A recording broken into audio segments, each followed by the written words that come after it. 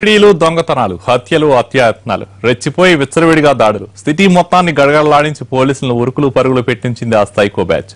రాజమండ్రి వాసులకు కంటి మీద కునుకు లేకుండా చేసిన బ్లేడ్ బ్యాచ్ ఇప్పుడు కటకడాల పాలైంది. ప్రత్యర్థిని చంపి తప్పించుకు తిరుగుతున్న బ్లేడ్ బ్యాచ్ ను జైలుకు పంపారు పోలీసులు.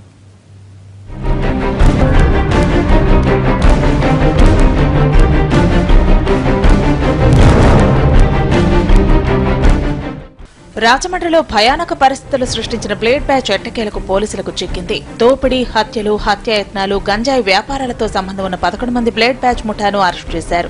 గత నెల 26న రౌడీ ధనాల రమేష్ హత్య కేసులో దర్యాప్తు చేపట్టిన పోలీసులకు బ్లేడ్ బ్యాచ్ పట్టుపడింది. పాత కక్షలే ఈ హత్యకు కారణమని విచారణలో తేలింది.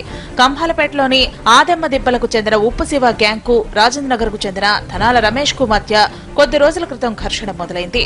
ఈ గొడవే ఓ ముఠాకు నేతృత్వం వహిస్తున్న ధనాల రమేష్ హత్యకు దారితీసింది.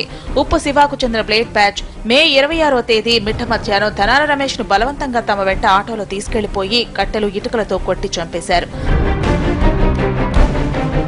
బ్లేడ్ బ్యాచ్ అరాచకాలకు ఈ ఘటన పరాకాష్ఠగా మారింది.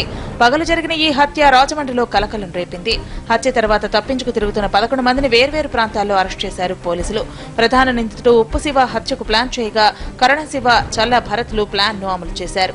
ఈ హత్య మాత్రమే కాదు, రాజమండ్రిలో సెటిల్మెంట్లు, బెదిరింపులు, దోపిడీలు, అత్యాచారాల్లో బ్లేడ్ బ్యాచ్ సభ్యులే నిందితులుగా తేలుతున్నారు. పోలీసులకు పట్టుబడ్డ బ్లేడ్ బ్యాచ్ సభ్యులంతా ఆటో డ్రైవర్లు. అంతా 25 ఏళ్లలోపు యువకులే. ఆటో డ్రైవర్లుగా పనిచేసుకుంటూనే రౌడీయిజం చేస్తుంటారు. సైకోల్లా ప్రవర్తిస్తూ జనాన్ని హడలెత్తిస్తున్నారు. పట్టుకోవడానికి వెళ్లిన పోలీసులే భయపెడుతున్నారు. పట్టుకునేందుకు దగ్గరకు వెళితే బ్లేడ్లతో తమను తాము కోసుకుని గాయాలు చేసుకుంటున్నారు. నిన్న సాయంత్రం 4 గంటలకి క్వారీ మార్కెట్ ఏరియా దగ్గర ఒక 6గురిని కస్టడీలోకి తీసుకోవడం జరిగింది. ఆ తర్వాత మిగతా 5గురిని జయరామ్ థియేటర్ దగ్గర నిన్న సాయంత్రం 7 గంటలకి వాళ్ళని కూడా కస్టడీలోకి తీసుకోవడం జరిగింది. ఈ రోజు జ్యుడిషియల్ రిమాండ్ కి పంపించడం.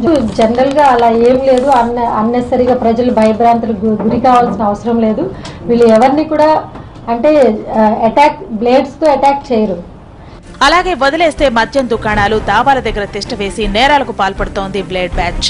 గత నెలలో రాజమండ్రి 4వ వంతెనపై కొందరు ప్రయాణికులను తీవ్రంగా గాయపరిచి దోచుకోవడం సంచలనంగా మారింది. బ్లేడ్ బ్యాచ్ లో మిగిలిన వాళ్లను అరెస్ట్ చేసేందుకు పోలీసులు రంగం సిద్ధం చేశారు. రాజమండ్రి వాసులు ప్రశాంతంగా నిద్రపోవాలంటే బ్లేడ్ బ్యాచ్ ఆగడాలకు అడ్డుకట్టపడాల్సిందే.